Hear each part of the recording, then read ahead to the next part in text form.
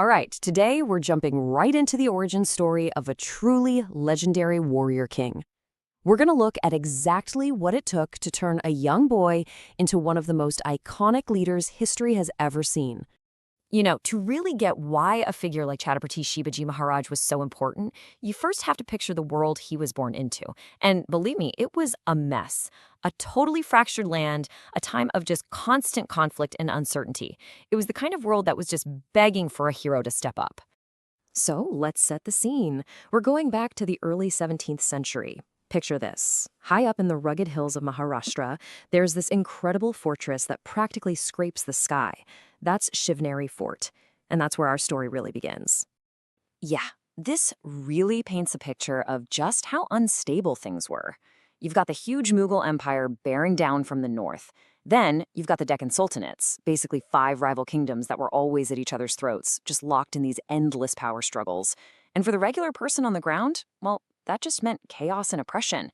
The whole place was like a giant chessboard with everyone constantly changing sides. And destiny? Well, destiny was about to put its most important piece on the board. And right on this day, tucked away inside the safe walls of that incredible fort, a child was born. And this wasn't just any child. This was someone who wasn't just going to play the game. He was going to rewrite the entire rule book. This date? It's really the start of a whole new era. Okay, so while Shivaji's father, Shahaji Bhosale, was a famous general in his own right, the real architect of who Shivaji became, his character, his destiny, was his mother, Rajmata Jijabai. And I mean, you really can't overstate her influence. She was his guiding light, his moral compass, for his entire life. And this idea, it wasn't just some fairy tale she told him.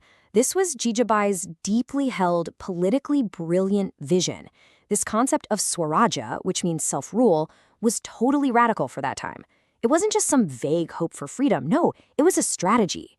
She knew that in a place so broken up, real power came from having your own people loyal to you. She dreamed of a kingdom where people weren't just subjects of some faraway empire, but were actually in charge of their own lives. And in her son, she saw the one person who could actually make that dream come true. So how did she do it? How did she plant this huge idea in his head? Simple. She filled his mind with the amazing epics, the Ramayana and the Mahabharata.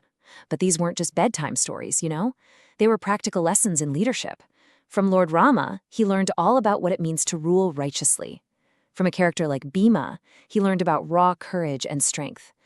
Every single story was like a seed, planting these core values of justice, duty, and always protecting the weak. All right, so with his mother shaping his character, it was time for his physical and strategic training to kick into high gear. This is the moment where that incredible vision starts to become a tangible plan. This is where the mind and the body of a future king are forged. And this comparison here, wow, it just shows you how different his childhood really was. Think about it. While other kids were out playing games, Shivaji was deep into learning military strategy. While they were just wandering around, he was meticulously studying the terrain of the Sahyadri Mountains, memorizing every secret paths that would later become his secret weapon. And it wasn't just making friends. He was inspiring this fierce loyalty among the local Mavalas, the tough people from that region. He was literally building the foundation of his army, one person at a time. So under his teacher, Dadoji Kundev, he got really good at all the essential skills of war. But look at that last one on the list, guerrilla warfare. This is absolutely key. He just knew he could never go head-to-head with the massive armies of the Mughals or the Sultanates. That would be suicide. His real strength, it was going to be in speed, surprise, and using those mountains he knew so well to his advantage. It's a strategy he perfected from a very young age. And this is the moment. This is where it all clicks into place.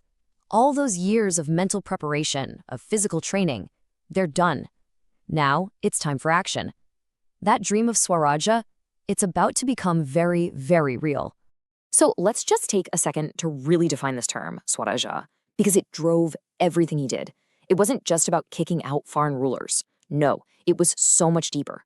It was about creating a kingdom where people could live without fear, where justice was the law of the land, and where his own people could actually thrive.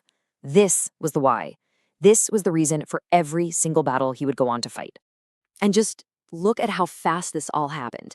I mean, he was born in 1630, And by 1645, when he was just 15 years old, he wasn't just talking about Swarajya, he was doing something about it. Taking Torna Fort, that was a bold first move. It basically sent a message to everyone, loud and clear, that a new power was on the rise. And this power wasn't born in some fancy palace.